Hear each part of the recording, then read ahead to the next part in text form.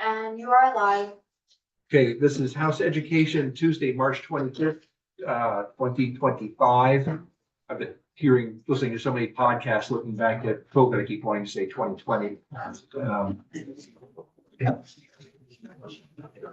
We are continuing our discussion on language for a strike all amendment on H 454.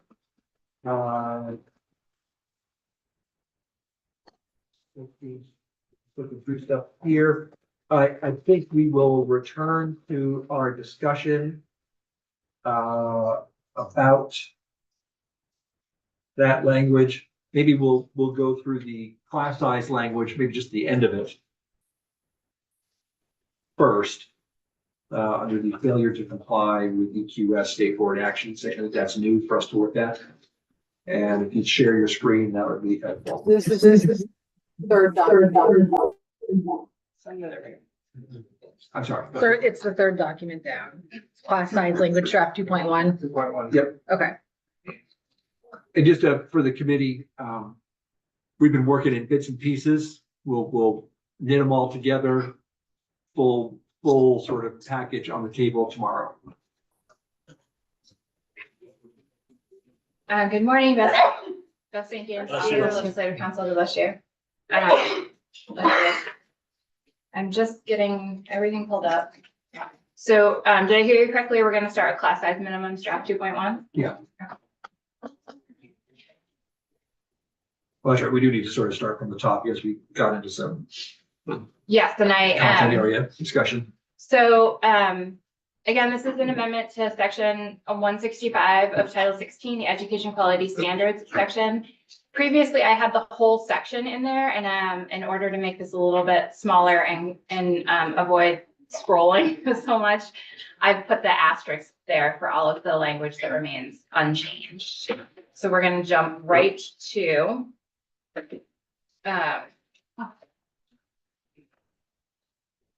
subdivision 9 here, and I will adjust this asterisk when we are looking at the bill and the amendment that you're voting out to be appropriate. But for the purposes of today's discussion, we're going to jump right to subdivision 9.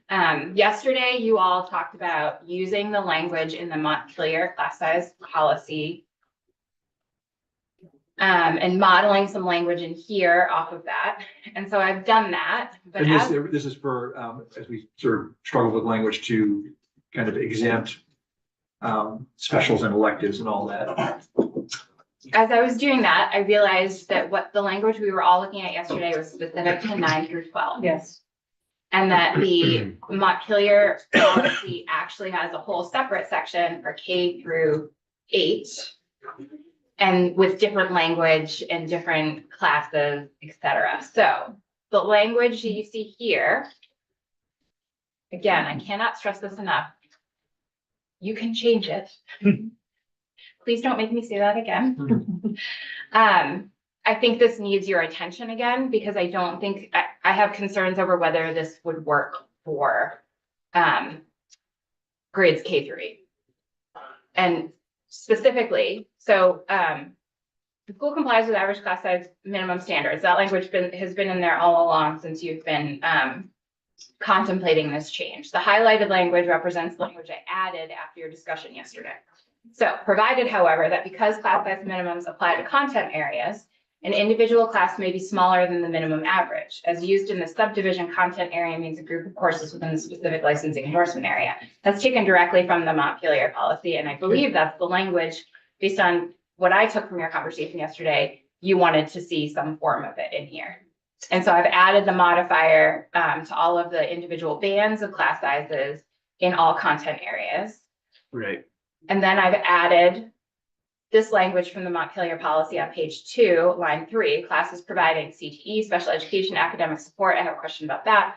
Flexible pathways, services to English learners, and driver's ed shall be excluded from the minimum requirements. Okay.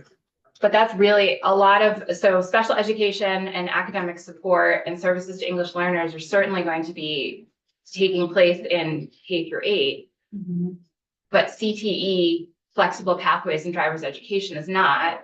The Montpelier policy had a whole separate set of classes that were excluded, types of classes that were excluded from the class size minimums for that particular grade band. And I don't think you contemplated that yesterday in your discussion. So I just wanted to bring that to your attention and say, I'm not sure.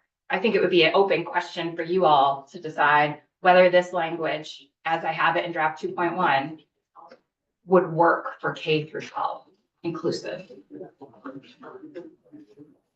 Can I ask another question? Just in thinking about things that we may not have considered, maybe we did and I just don't know this, is there any consideration for how many kids in these classes would be on IEPs or 504s, which might make it so that you wanted less total students in that classroom because of the amount of resources that we need to allocate for those situations? I would say I don't think this accounts for that specific of a circumstance. It happens all the time. Josh? My thought All would the be time. because full inclusion, the class size wouldn't change, but you might have a second adult. Okay, The size of the If you have number a of para students or would some be sort the of aid in same. there. But there might be groupings. with Right. it. but I So mean, some of these factors are, pretty highly specific. And if they were unable to meet their class size minimum as a result of it, we have a process where that can be explained and be Okay. waived. okay. Josh? Back to Beth's question about, and correct me if I'm wrong, should this be left as a general statement that the K through 12 blankets, or do you break it up into separate sections? Is that kind of the question you're asking? If that is how you perceived it, great. Um, I'm saying, I think this area, I think your conversation yesterday was about language that only applied to grades 9 through 12. Right. And I did not understand your conversation to be in that context. I understood your conversation to be thinking about the content area grouping as applicable to all of your grade bands. And so I'm suggesting you go back and look at that policy to see how it's applied and then decide whether this language works for you. Because I do think that as it is, right, there are some things that will apply to lower grades and some things that will automatically only apply to upper grades. I do think actually having it as a more broad brush across all grade levels would be adequate, as well as if there's any expansion of these into lower grade levels, it will allow us not have to go back and recreate everything. We already have the verbiage in statute in case we are able to move electives or CTE comes up with some kind of course that does flow into the middle school grades. I think it would be better to leave that this broad. I just want to return to what Leanne said, because what I heard you say was that was pretty specific. I think I heard that word specific. It's not specific, it's the norm. That's what we have in these high school classes. It's what we have in Algebra 1. It's what we have in 9th grade language arts class. That's what we have, which is why I don't like the numbers that we came up with, and I'm still at the 12, 15, 18 numbers, because it's the norm. 20 kids in a class, if we set that as the minimum, we're looking at 7 to 8 kids on 504s and IEPs with one teacher teaching Algebra 1. And I don't think that's a good idea, and I just want that to be on the record. And it's complicated. So I might need a little help, from people who understand, on the committee, specific licensing endorsement areas. Oh, Yeah, Yeah, that may be an issue in, because K to 6, it's not as specific, or K 10th, because you can have a 5-9 license. An elementary license is not specific to content area. But you can get a 5 to 9 license that is specific to content area, or a 7-12 that's specific. to content area. so let's say, somebody on the floor asks what this means. Who here can answer that question? What means? What's the question? So as used in the subdivision content area means a group of courses within a specific licensing endorsement area. I don't understand what that means. Could you please explain it to me? Madam Speaker, Content area only applies to More for high 5 through is that a 12, and it's limited, varying in those grade levels. is that a limited, like are there only 5 content areas? There's I'd a have to bunch of look on- content You areas. have to look at them.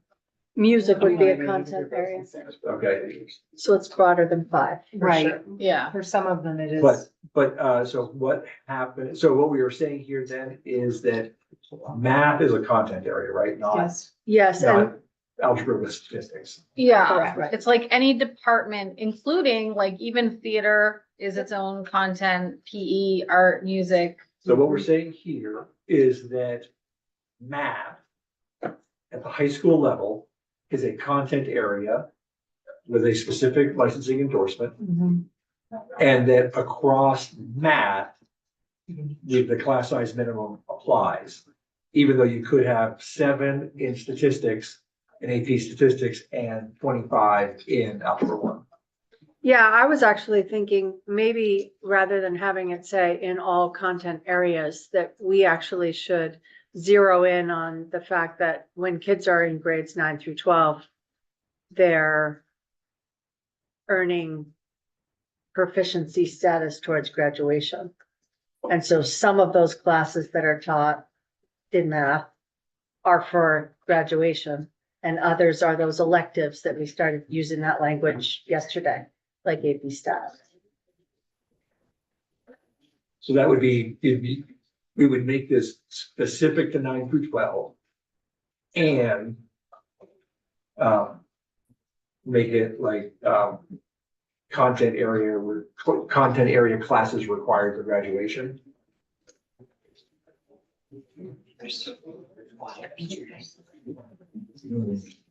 Which would do that. I totally Yeah. understand that.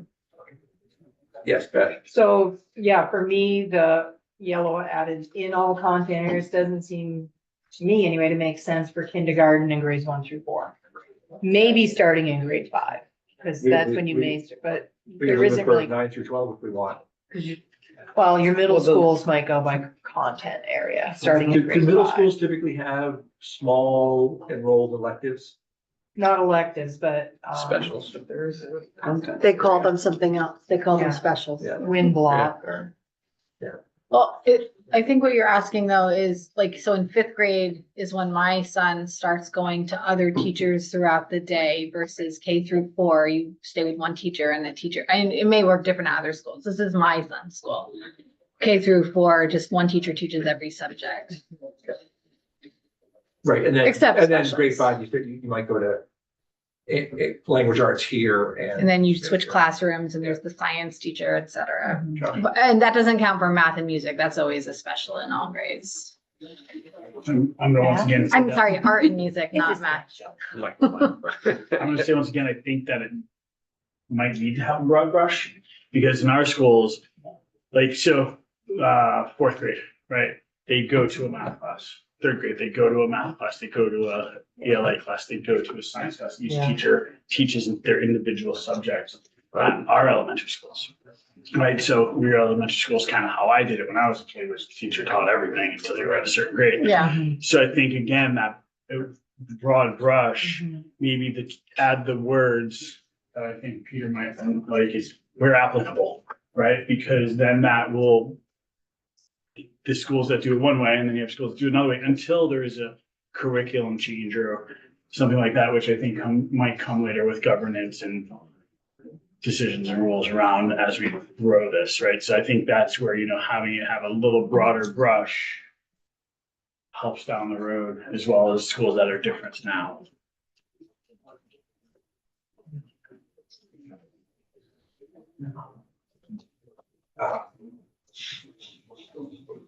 I guess I'm not feeling like the right person to look to leadership through this topic. There are a lot of licensure areas. Yeah, I just, And I'm just pulling it all up. It's I don't like, have the answer on the wording, but I think we're getting way too specific. we are. Probably. I worry about getting a little too specific as Yeah, well. even in the weeds. Especially given the, sort of easy or sort of the pathway to rectifying or explaining why you are below the average.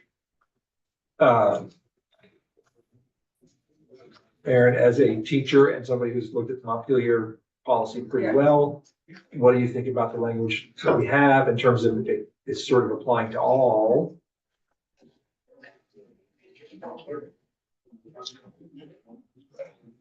As opposed to just high school.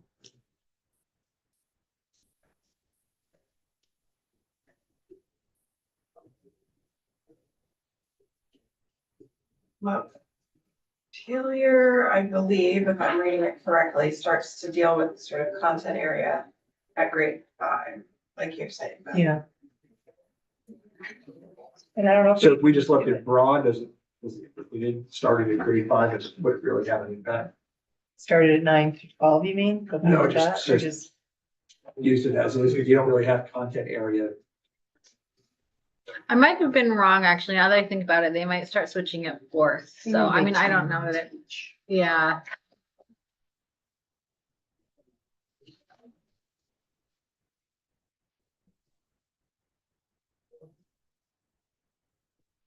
Okay.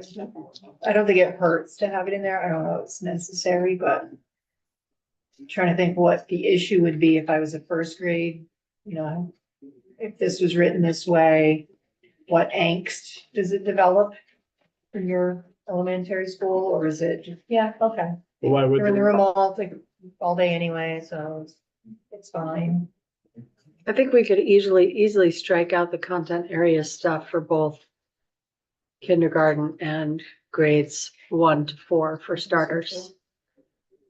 When someone's talking about a first grade class, I think everybody kind of has an understanding of what that looks like. Middle grade's license. It has nothing to do with specials. It has to do with whoever your first grade teacher is. So So you're Middle grade is saying, 5-9. you're saying the average class size minimum for kindergarten classes should say shall be 12 students. Shall be 12 students. Okay. And 1 through 4 shall be 15. Sure. Okay. And then I would start thinking Say, about, so you would say for grades 5 through 12. In all content areas. Um, I would keep it broken up. I think, I don't know what you do in 5 through 8. I don't really care, but I think maybe in 9 through 12, we should start talking about what you need Content for areas. graduation as opposed to, Oh, Middle grades is 5-9. Just The endorsement. The endorsement. Right.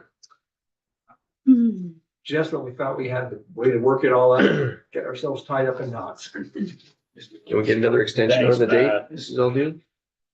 That's what we got to go. I said, I'm okay either way, stripping it for K and 1 to 4, or leave, I don't think it's a problem if it's left in. I think it's gonna. Just to have that, There isn't. starting in fifth There's grade. sometimes as if they teach groups. So I tend to view much of this through the lens of, can I explain this on the floor? Yeah. And I'm not saying that that's what we should do policy, but that's also in the back of my mind. So what I'm hearing is remove on line 15 and 16 in all content areas. And remove on line 17 and 18 in all content areas. Keep in all content areas on lines 19 and 20 and 21 and 22. And then I would modify on line 11, it would say, instead of provided however that because, would say provided however, if class size minimum apply to content areas. The individual class may be smaller than the minimum average. Is that I think so, yeah. If, instead of that, because, but in more if. right? Because, K through 4 will no longer be related to content areas. So the way that would work is the average class size minimum for kindergarten classes would be 12 students, full stop. Right. And that the average class size minimum for grades 1 through 4 would be 15 students, full stop. Yes. But for grades 5 through 12, it would be the minimum class size across content areas, and therefore individual class sizes could be smaller. You just can't say if, it needs to say when or something to that effect, because if makes it sound like it's optional. Understood. It's just language that I did pick up. Okay, well, all that matters.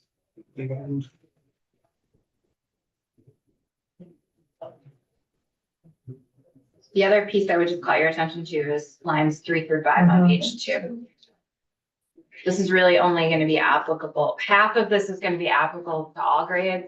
Half of this is really only going to be applicable to high school. And if you're good with that, awesome. But if there are specialties or whatever label we put on it for non-high school grades that should be included here as part of the exclusion, I just want to bring that to your attention. I also am concerned about this term academic support, Yeah, because my understanding of MTSS is there should be academic support being provided on certain tiers in the general education classrooms anyway. Yeah. So this could be seen as, the You language could that, apply to so much. right, the language VSA gave us that maybe is more precise is intervention services pursuant to Act 173. There you go. we can't refer to Act 173. I think that if I have your permission, I can reach out to the VSA and Please. I don't think she'll say it's not. and just make sure that we have the same understanding of what that means. To me, that is referring to MTSS, Yes. but that may not be their intent, and I'm not in the field, so I may not have the best understanding of what that is. So instead of academics, oh, sorry.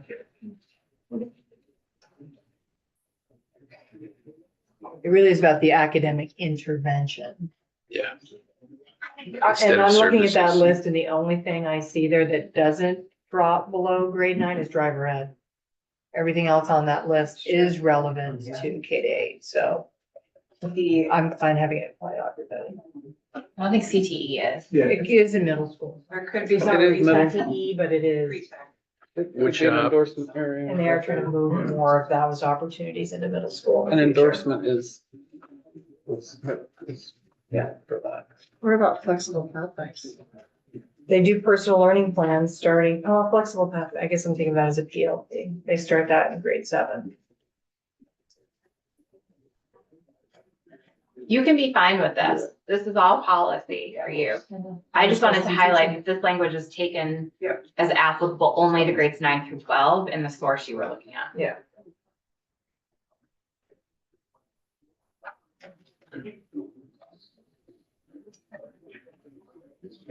And the Montpelier policy, what we would probably think of as specials are also excluded for 5 through 8. I'm not sure if that's a practicality about their district and and they use the term specials. no, art, music, PE, health, family, consumer science. Those are licensed content areas. I believe they all require an endorsement.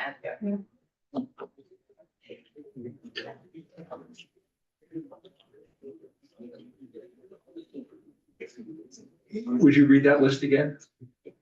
Art, music, PE, health, family and consumer science, and tech ed are excluded from those guidelines. I think I would be leaning toward not getting that specific. Again, given the ability to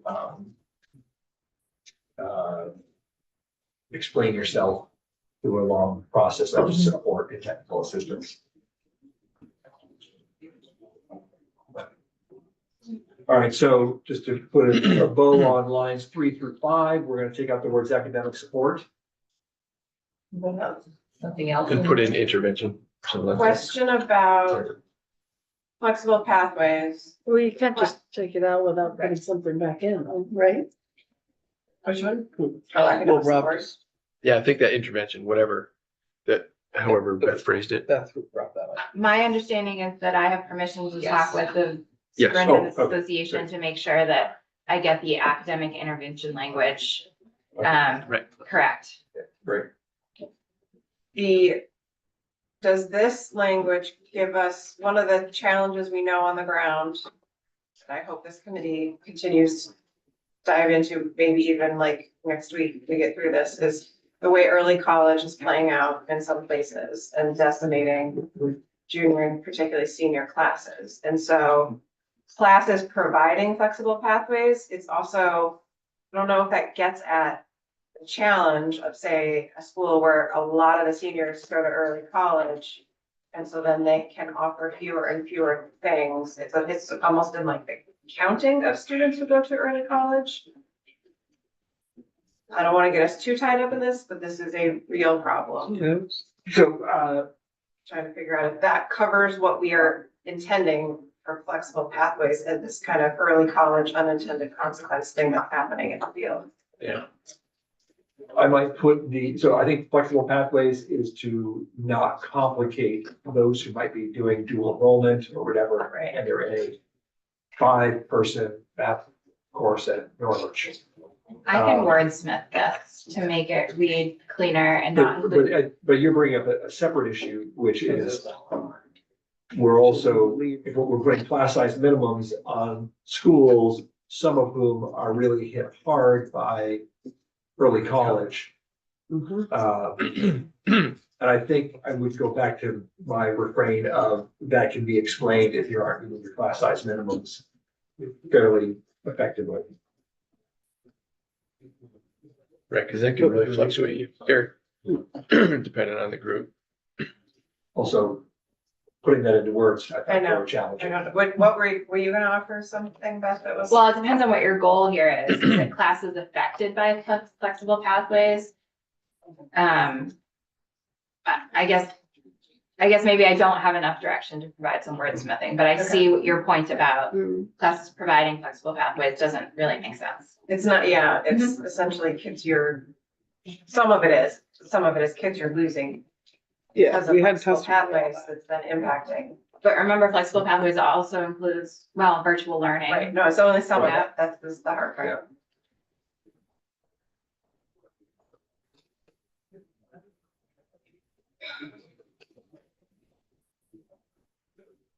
So how do we squeeze that in? Well, I mean, with their other thing for us all to consider, policy committee here is this, we're gonna get into all the date stuff, but if this is sort of going into place July 1, 2026,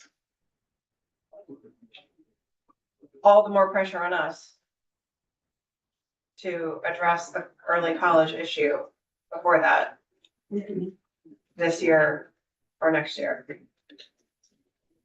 I don't love that. I'm just putting it out there that that's also like real power that we have and need to maybe use. I still think we need to do some work distinguishing between content area classes in grades 9 through 12 and elective classes in grades 9 through 12.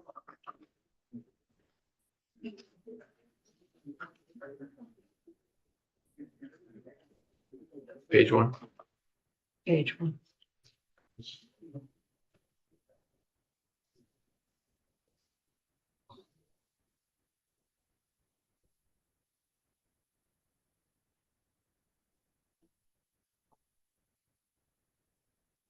suggestions? What are you thinking?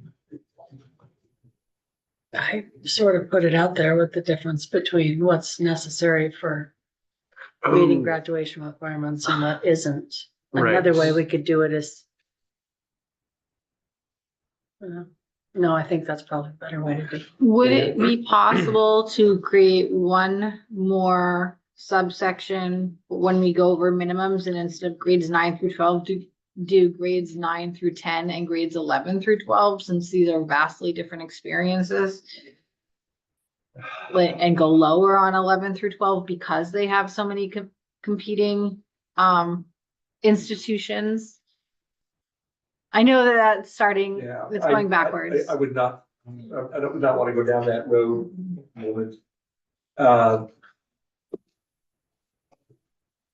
So, Kate, what you're saying is that as used in this subdivision, well, I'm not quite sure how to word it. What I'm I'm saying totally is, understanding your point. our Sorry, geometry classes, 20 kids, Right. great, love it.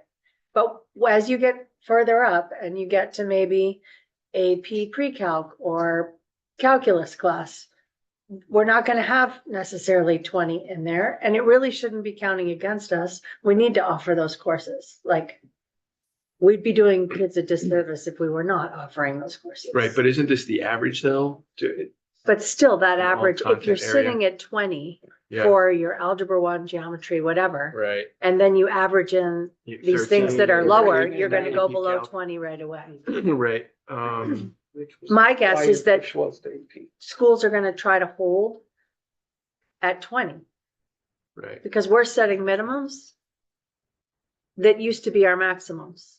right. So schools aren't going to want to push the limit any higher than 20, especially given what Leanne was talking about with all the Right, kids right, that right. are on plans that are in those classes anyway. So what happens to AP Calc if only 13 kids sign up? When you average run in it? something that's below 20 with a bunch of 20s, We you don't get run it. something below our- 20. Our use of sort of specific licensing content or areas was an attempt to address this, it seems. It may not be working. I understand everything you're saying and agree. So do we go back to a word like, electives at the high school level are exempt? I think that can get tricky. Josh? Or do you, instead of saying exempt, you put a minimum there too, but obviously a lower minimum, right? Like, seems I think our challenge is like defining elective as opposed to, Can I add something? yeah, please. This is all policy choice.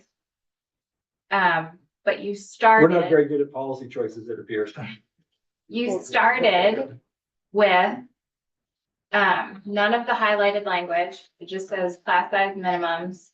And then you listed out these subcategories. And then you had the state board go in and do the debate that you're having right now Right. to amend the EQS to provide all of the nitty gritty exceptions, guidance, definitions, etc. I'm just throwing that out there as a policy option. Great policy option. Going through a timing thing in my head. This would kick in 2026. That would give the state board essentially a year to do that sort of debate. What do people think about that? Josh? I'm not a fan of kicking the can. So could you put in the section where it says classes providing career technical education, et cetera, put in electives, right, the generic term as defined by the Board of Education, right? So we still, That you're accomplishing the same thing as. right, but instead of having them redo everything, like we still do all the things we're doing here. We don't take out all the yellow text. We just add that section, so they just have to define what that is for this purpose. We have to also then charge them with, doing that. Right, but I'm saying, right, we were just talking about charging with doing everything that's in yellow. We just simplified. That's our sticking point with that one. Seems like we accomplish the same thing. And just to, and I could be wrong, getting in the weeds again because there is the waiver process. I mean, are we trying to get too specific and handle everything in this section? As opposed to if there's a school for 2 years, high school's not making it, it's because so many kids are being pulled for early college, CTE, et cetera, and they make that case to the state board and they're like, yeah, we get it, you're fine. I think we have to be careful I don't to know. assume, I hear you. Yeah. But if we're setting up a process of like every school's schedule is essentially getting vetted by the state board. Yeah. Okay. We We want failed. I just think like that, we're looking for consistency and Yeah. stability. If we think sort of like somebody else figuring out all the exceptions, I think that's a like worst case, or we should think of that as a small, not like the sort of first answer to all of these questions that we have to deal with even Okay. authority right now. But Good I point. would, yes, they will be better equipped to do it. Although if we say, There's- I worry. the huge chunk of classes in the middle, which kids are taking for graduation, right? All the basic classes, right? If we say, as a clause in here, electives that may not count towards graduation requirements are exempt. They might, you know. They might, yeah, that's the thing. Like I know at our school, we offer a bunch of different English courses. Journalism, creative writing, right? They all can count towards graduation because, right? So what did I say? That may not count towards. But when you get to British authors, Right. Right. maybe they've already reached their graduation I was requirements. by thinking that then. too, like they're just taking an extra because Because they one of want the to. nerds or right, they're doing the AP Calc and they've got their math requirements. So yeah, I'm trying to sift this out so that there might be a way to do it without kicking it down the street. Or we can go with Josh's plan of just letting the state board define electives and say some high school electives may be exempt, some non-curricular electives may be exempt from class size minimums. Can we just put it in 6? It's the, I think the definition of electives that we, Right. all right, we gotta dig ourselves out of this hole, people. Yeah, because we have more.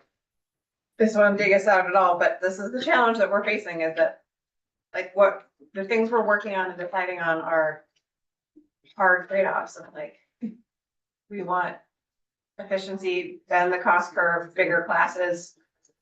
In some cases, perhaps some more than we realize, it also might mean less opportunity. Like there's just, this is the outside world is probably thinking and seeing as they watch this. So just, our sort of magical thinking of like, this is gonna mean every high school kid's gonna have so much money, more opportunities. I think there is some of that, but like the bigger scale stuff. There's also like, these are hard realities in a small state, small schools that could mean fewer opportunities too, and we shouldn't be naive to that. Unfortunately, So I would, that's not helpful. well, it's helpful. I- What you're trying to say is, Can- let's just keep it as. Not helpful. the way we have it. Yeah, Leanne and. So, our high school is adjacent to one of those historic academies, and without these class size minimums, they could offer a ton of more additional opportunities for juniors and Yeah. seniors.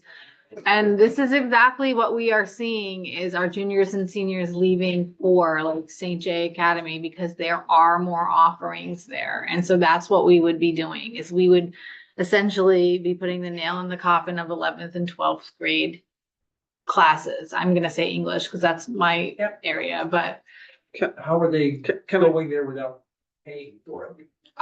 Can some of them are paying for it and some of them live in towns like Walden is Have choice. one.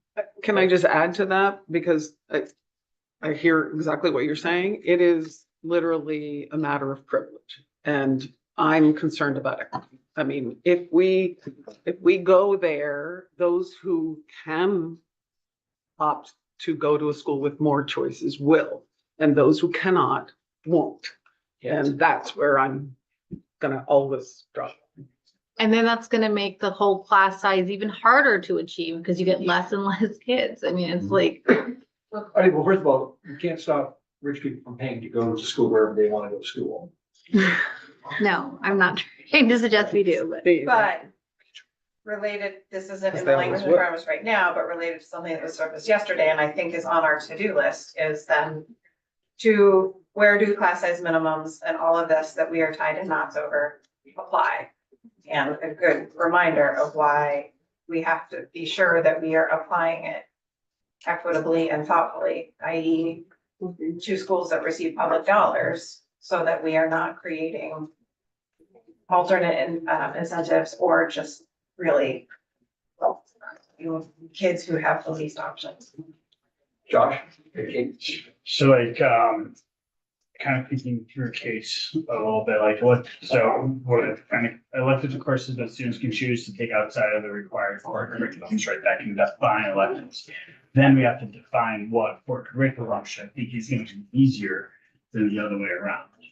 Right, so we then simplify it the other way and just define what core curriculum is. So whether it be courses that are, required for graduation or are, addressed like are assessed through state or federal testing. I don't know, like there's a way, I think it's easier to define core curriculum than it is to define all of the electives, right? So simplify the electives definition and get more granular on the core curriculum definition. Which I think is similar to what Kate said. Yeah, that's right. I gave her the credit first before I said it. Kate? I just want to add that voters told us that they pay too much in property taxes. And they did not say, blow up our schools and offer fewer enriching classes for their kids. I also think, So any decisions that we are making here better reflect that. Yeah, I mean, the challenge with that is to control property taxes. That's largely driven by education spending.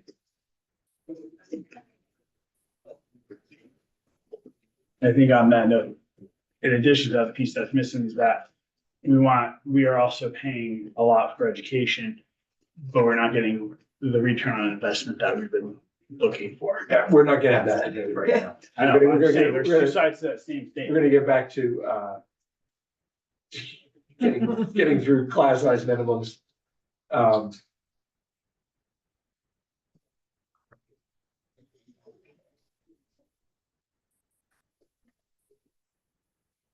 Thoughts? Look at me. What should we do? Don't look at Peter. Aaron. I would leave it in the fairly general way we have it now. I think as Beth is already planning to do, we have to unpack the academic support piece, interventionist. And at this moment, until I think of the next problem, I would leave it there.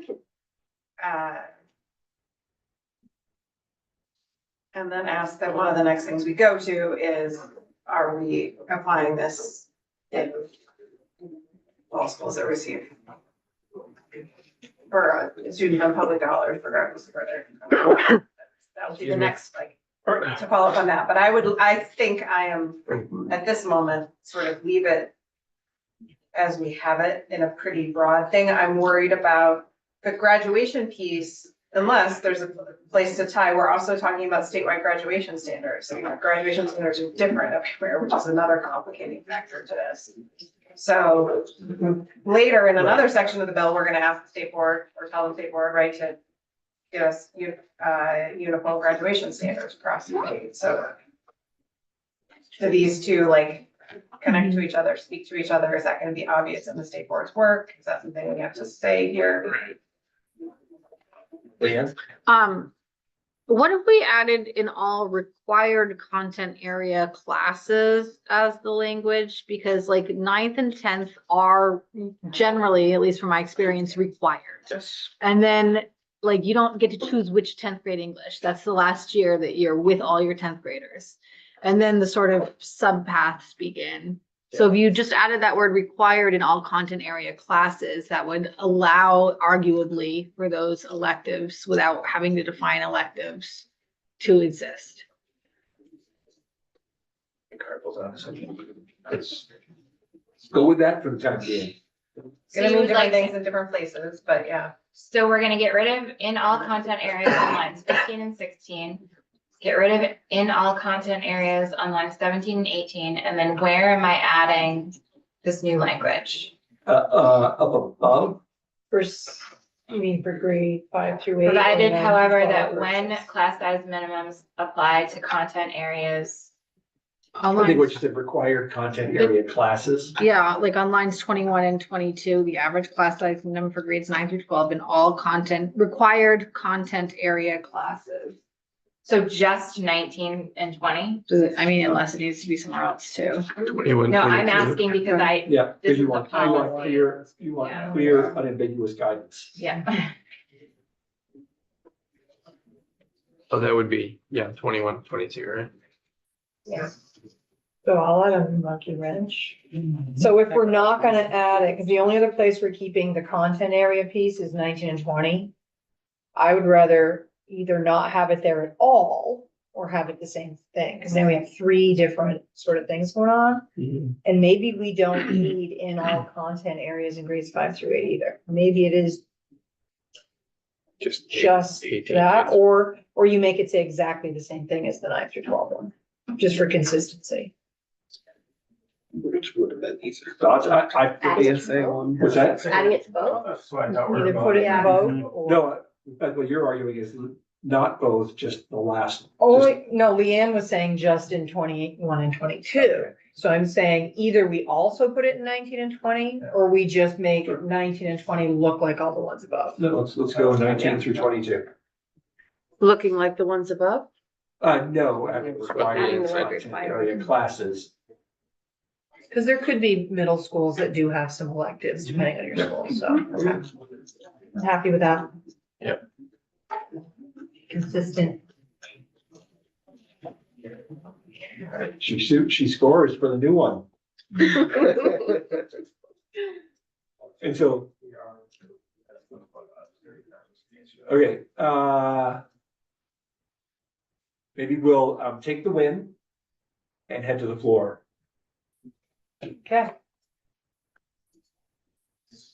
Because it will be called there soon anyway.